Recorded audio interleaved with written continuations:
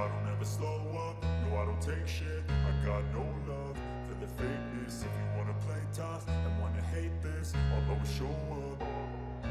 I don't ever slow up, no I don't take shit. I got no love for the fakeness. If you wanna play tough and wanna hate this, I'll always show up and make a statement. I don't ever slow up, no I don't take shit. I got no love for the fakeness. If you wanna play tough and wanna hate this, I'll always show up and make a statement. Everything.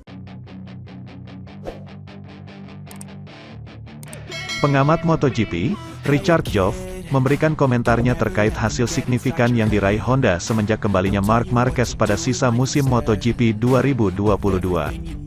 Honda kembali tampil sangar dengan pengemudi yang tepat yakni Marc Marquez.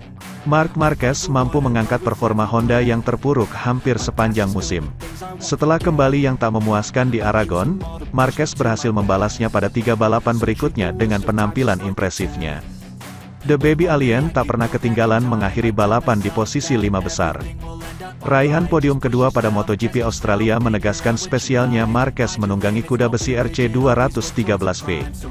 Terlebih torehan podium tersebut juga tak lepas dengan andil Marquez yang melakukan perjudian dengan menggunakan ban belakang lunak.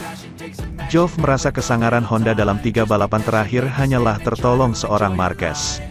Saya masih berpikir bahwa Honda masih berkamuflase karena Marc Marquez istimewa, kata Jove dikutip bolasport.com dari Motosan, kata Jove. Ketika Anda melihat hasil dari pembalap lain, Marc tidak normal. Jika Honda masih merupakan motor di bawah para pesaingnya, itu bukan motor untuk seseorang untuk membawanya dan melaju kencang, tuturnya. Marc melakukan segalanya, apa yang akan Marc coba lakukan adalah menyetel motor yang memungkinkannya menang tanpa harus mengambil risiko setiap hari, ujar Jove.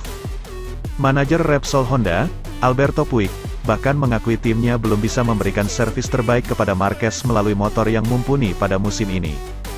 Fokusnya terletak pada dirinya karena kami tahu bagaimana dia, Marquez, menderita, kata Puig.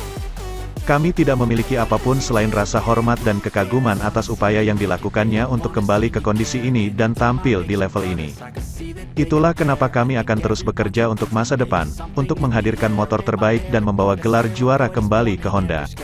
Selain itu, kekuatan fisik Marquez juga memperlihatkan sejauh mana proses pemulihan cederanya. Pengamat MotoGP kawakan itu menyoroti Marquez saat melemparkan sepatu balapnya dengan mengayunkan lengan kanannya. Ini mungkin terlihat konyol, tetapi ia melemparkan salah satu sepatu botnya dengan lengan kanannya. Itulah detailnya. Karena ketika dia melemparnya, dia sadar apa yang dia lakukan. Itu jelas bagi saya, kata Jove. Ini adalah cerminan bahwa lengannya sudah. Saya tidak tahu tingkat kebugarannya, ujar Jove. Meski begitu, terpenting Marquez perlahan mulai menikmati berkendara di atas motornya setelah berjuang dengan pelbagai masalah cedera yang menimpanya dalam 2 musim terakhir. Saya kira perjalanan panjang yang dialami Marc dalam 2 tahun terakhir, berada di rumah selama berjam-jam, rumah sakit, pemulihan, dan lain-lain akan memengaruhinya untuk menemukan dirinya kembali, kata Jove. Sementara itu, rider Ducati Lenovo tim Jack Miller ingin melupakan insiden dalam home race-nya di Phillip Island. Ia kini fokus penuh menghadapi 2 balapan final MotoGP 2022, dimulai dengan Grand Prix Malaysia. Harapan Jack Miller untuk merengkuh hasil maksimal pada GP Australia gagal diwujudkan setelah dirinya ditabrak dari belakang oleh pembalap LCR Honda Alex Marquez. Adik dari bintang Repsol Honda, Marc Marquez, itu segera meminta maaf kepada Miller karena membuat balapan wakil tuan rumah tersebut di sirkuit Phillip Island berakhir lebih cepat. Kekecewaannya tidak mampu mencetak poin di negeri sendiri sangat besar, tetapi pembalap berjuluk The Thriller bisa terima. Ia menyadari insiden sangat mungkin terjadi.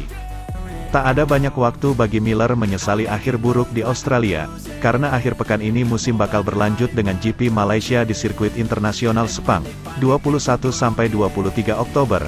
Bagi pria 27 tahun tersebut, ini adalah balapan kedua terakhirnya dengan Ducati.